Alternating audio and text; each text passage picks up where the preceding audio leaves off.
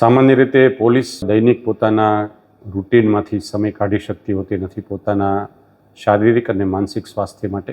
આસપાસમાં અરજદારોની જે નકારાત્મક દરરોજની ઘટનાઓને કારણે પોલીસની એક થોટ પેટર્ન નેગેટિવિટી આવી જતી હોય છે એમાં વિચારવામાં. એને બ્રેક કરવા માટે સંપૂર્ણ રીતે કોઈ એક જ જગ્યાએ રહી અને એ પોતાનું સ્વાસ્થ્ય સુધારી શકે એ માટેનું એક ડિટોક્સ પ્રોગ્રામનું આયોજન કરેલું.